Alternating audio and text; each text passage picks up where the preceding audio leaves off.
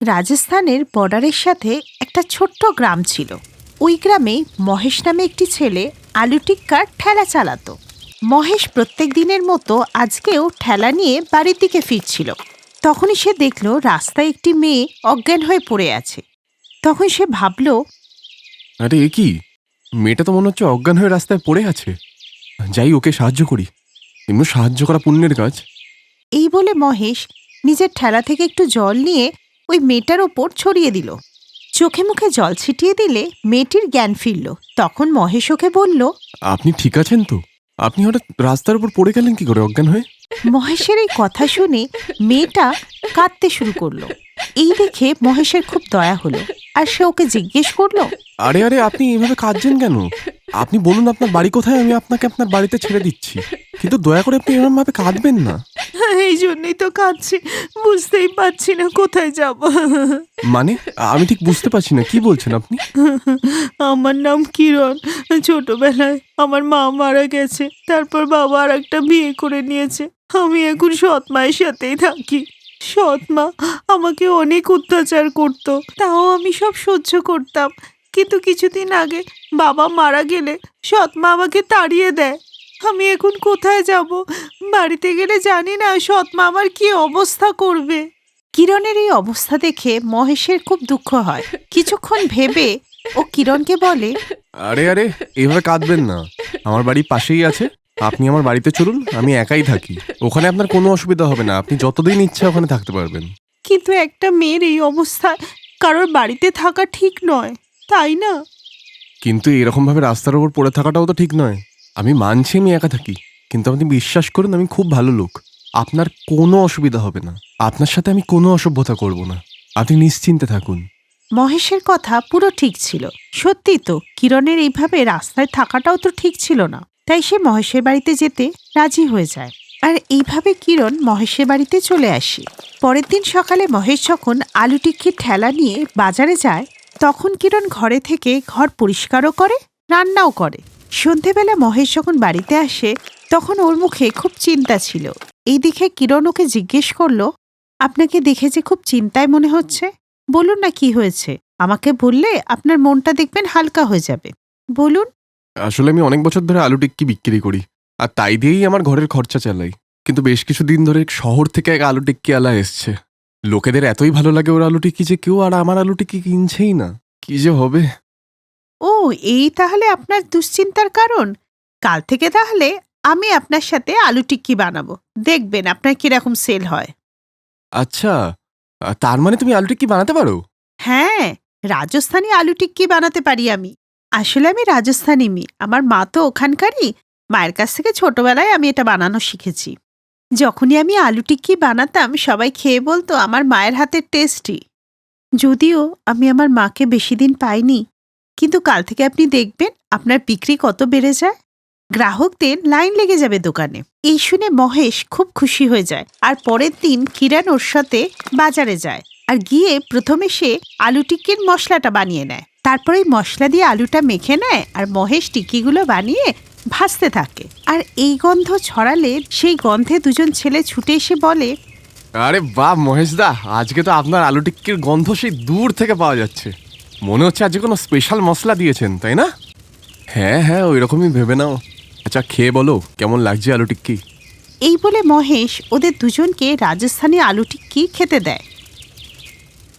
ওই দুজনে রাজস্থানী আলু টিক্কি খেয়ে মহেশের খুব প্রশংসা করে। তখনই দ্বিতীয় ছেলেটি বলে, আরে মহেশদা, আজকে তো আপনার আলু টিক্কি খেয়ে তো মজাই এসে গেল। এত সুস্বাদু আলু টিক্কি তো এর আগে খাইনি, এমনকি আপনার দোকানেও খাইনি। এই শুনে মহেশ খুব খুশি হয়ে যায়, আর ও হাসতে হাসতে কিরণের দিকে তাকায়, আর কিরণও ওর দিকে তাকিয়ে হাসে। তখনই রাজস্থানী আলু টিক্কির গন্ধে অনেক লোক ওখানে চলে আসে, এসে মহেশকে বলে আলু টিক্কি দিতে। মহেশ তাড়াতাড়ি করে সবাইকে আলু টিক্কি দেয়, আর সবাই সেটা খেয়ে মহেশের খুব প্রশংসা করে। মহেশের ঠেলার সামনেই বিনোদের আলু টিক্কির ঠেলা ছিল, আর ওর কথাই মহেশ কিরণকে বলেছিল। বিনোদের এসব দেখে খুব খারাপ লাগছিল, কিন্তু ও কি বা করবে। এইভাবে কিছুদিন কেটে গেল। তারপর একদিন মহেশ কিরণকে বলল, কিরণ, আমাদের রাজস্থানী আলু টিক্কি এখন খুব বিক্রি হচ্ছে, আর উপার্জনও খুব ভালো হচ্ছে। আর এই সব কিছু শুধু তোমারই জন্য। হ্যাঁ মহেশ, এতে আমি খুব খুশি। কিন্তু এতে তুমিও সমান পরিশ্রম করেছো। কিরণ, একটা কথা বলবো, যদি তুমি কিছু মনে না করো। হ্যাঁ হ্যাঁ, বলো না, বলো। কিরণ, আমার তোমাকে খুব ভালো লাগে। যদি তোমার আপত্তি না থাকে আমরা কালকে মন্দিরে বিয়ে করে নিই। মহেশের এই কথা শুনে কিরণ হাসে, আর পরের দিনই ওরা একটা মন্দিরে গিয়ে বিয়ে করে নেয়। এরপরে ওরা বাজারে গেলে মহেশ কিরণকে একটি বোর্ড দেয়, যাতে লেখা ছিল রাজস্থানী আলু টিক্কি বালি।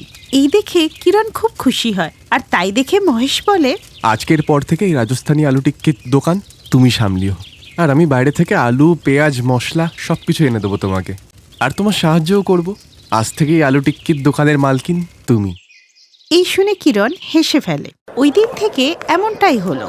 মহেশ বাজার থেকে আলু আর সমস্ত রকমের জিনিসপত্র কিনে এনে দিত, আর কিরণ রাজস্থানী আলু টিক্কি বানিয়ে বিক্রি করত।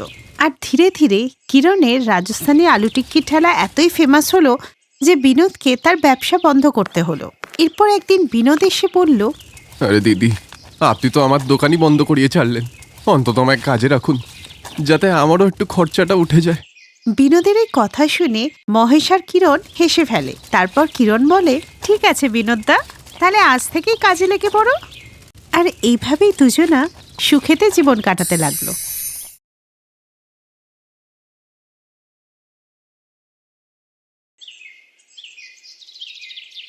মমতা তার মায়ের সাথে জমিতে দাঁড়িয়েছিল। সমস্ত ফসল পেকে গিয়েছিল। অর্ধেক জমিতে ধান, আর বাকি জমিতে বাঁধাকপি, আলু, পটল, টমেটো ইত্যাদি ছিল।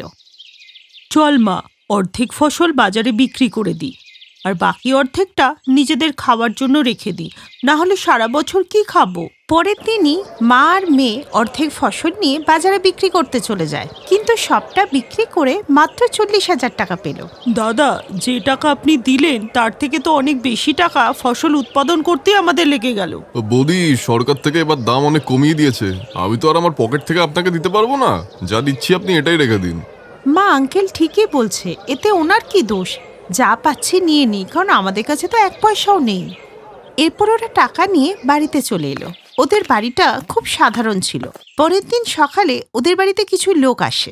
দিদি, শুনলাম সমস্ত ফসল বিক্রি করে দিয়েছেন, তাহলে ধারটা এবার মিটিয়ে দিন। এই শুনে মা মেয়ে একে অপরের দিকে তাকিয়ে ওই ব্যক্তিকে 30,000 টাকা দিয়ে দেয়। এটা কি? এটা আপনি আমায় কি দিলেন?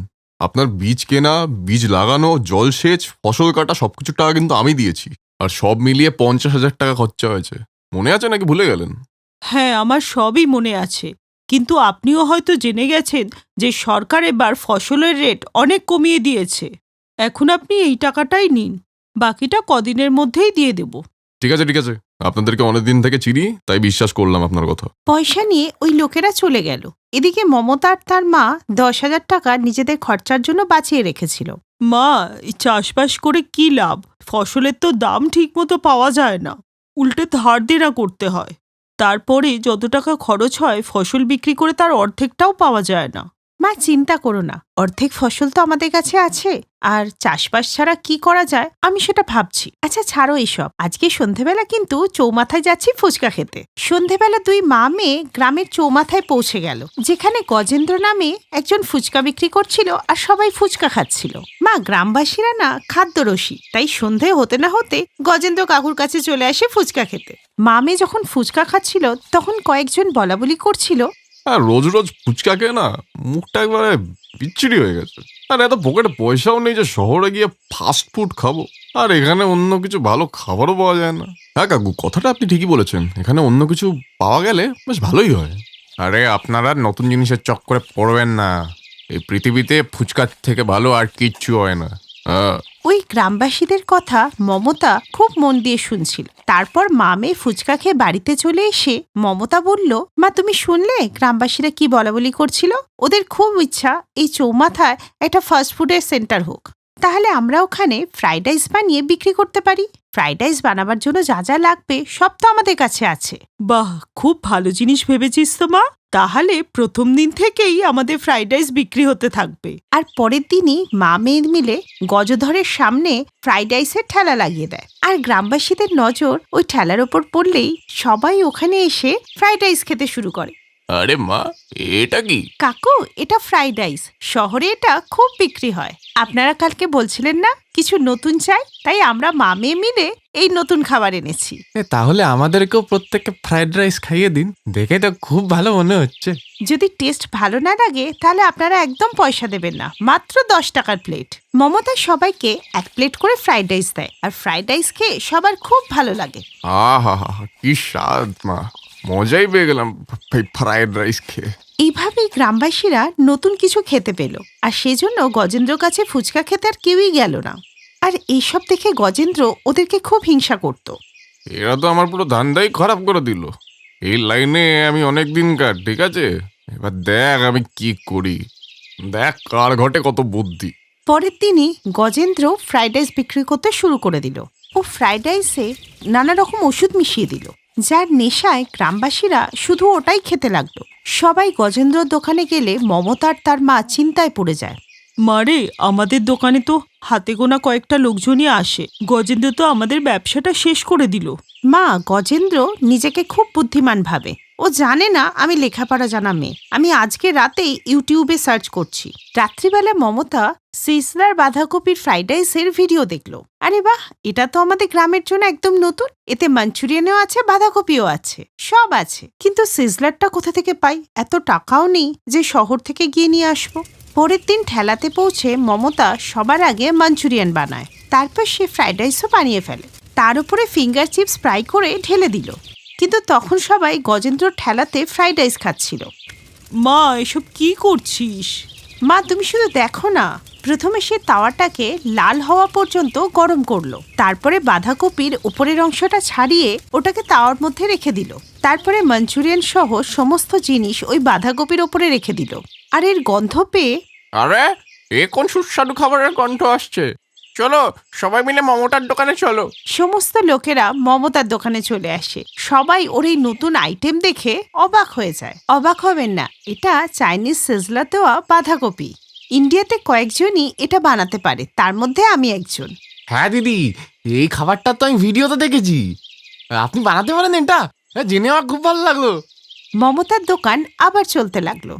গজেন্দ্র ওই গ্রাম থেকে কোনোদিনই বাইরে যায়নি, তাই সে সিজলার দেওয়া বাঁধাকপি বানাতে পারেনি। এইভাবেই 2-3 বছর কেটে গেল। মমতার মধ্যে লোক দেখানো ব্যাপারটা ছিল না। তারপরে একদিন গজেন্দ্র ওদের ঠেলাতে আসে।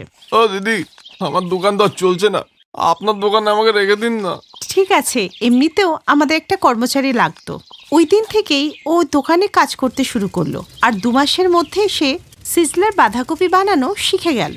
আর পরের দিন থেকেই সে ওই জায়গাতেই নিজের আবার ঠেলা দিল। আর মমতার ঠেলা ওখানে আর দেখা গেল না।